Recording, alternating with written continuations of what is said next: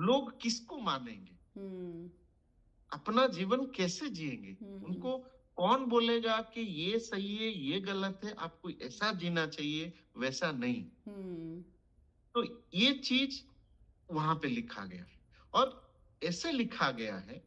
और जैसे मैंने बोला, बिलियंस लोग दुनिया से जा चुके हैं, उनके दिमाग में भी जन्म से मृत्यु तक यही चीज था, जिसका जिसका हम बात कर रहे हैं। और थोड़ा बहुत स्टोरी हमने भी देखे हैं एंड समझे, इतना डीप नॉलेज नहीं है भगवत गीता में, लेकिन जो सारांश है मैं इतना बोल सकता हूँ कि उसमें जो भी कुछ लिखा है इतना स्मार्टली लिखा गया है, इतना बीट बाय बीट लिखा गया है, शायद उतना बीट बाय बीट आज का लॉ बुक में भी नहीं लिखा गया।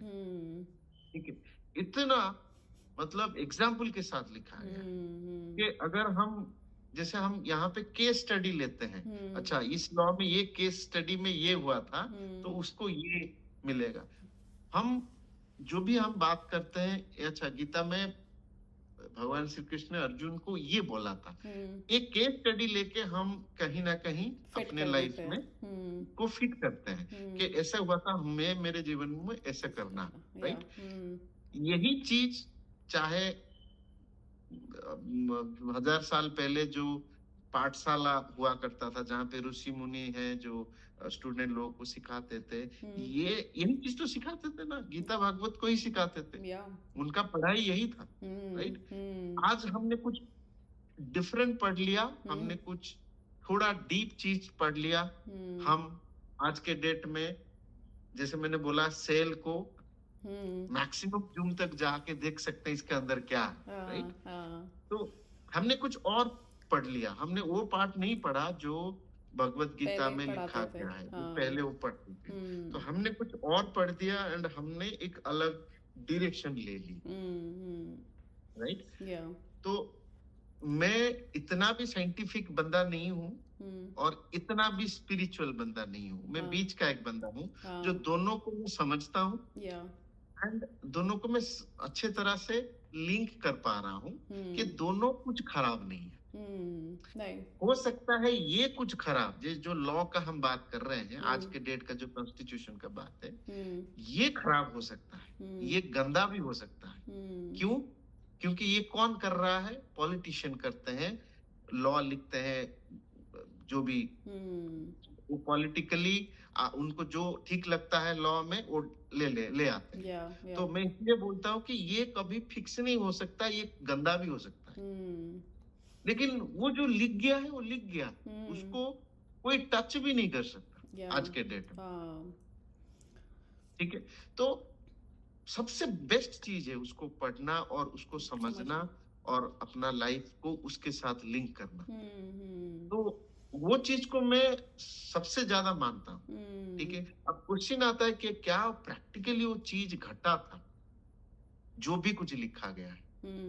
तब एक क्वेश्चन मार्क मेरे मन में आता है कि ये सारे चीज जब हो रहा था, कौन है जो बैठ के सब कुछ देख रहा था?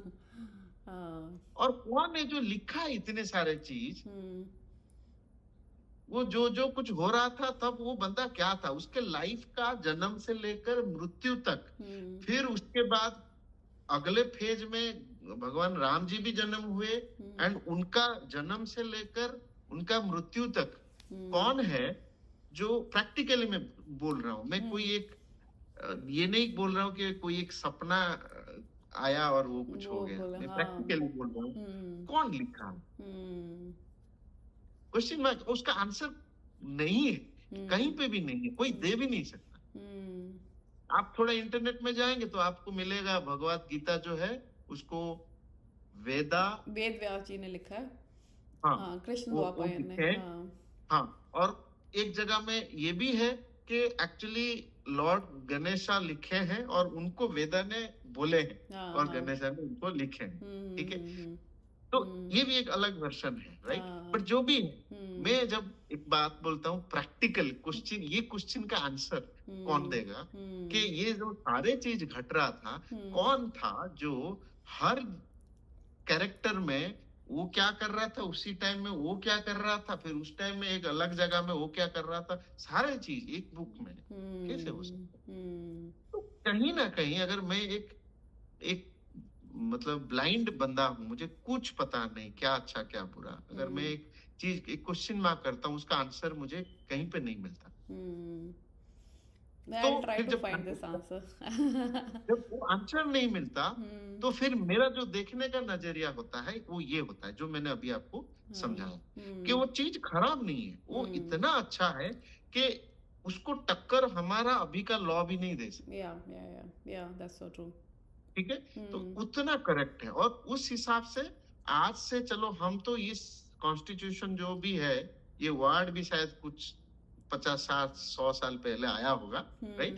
तो हम्म, उससे पहले lakh one more than 1 lakh years जो कितने लोग आए चले गए, वो सारे के सारे उस जो हम भागवत गीता बोलते हैं भगवान का, उस हिसाब से उनके लाइफ को वो जिए हैं हम्म, और चले भी गए हैं। तो हम्म, मैं उनका रेस्पेक्ट इसलिए करता हूँ क्योंकि वो एक अलग लेवल का चीज है।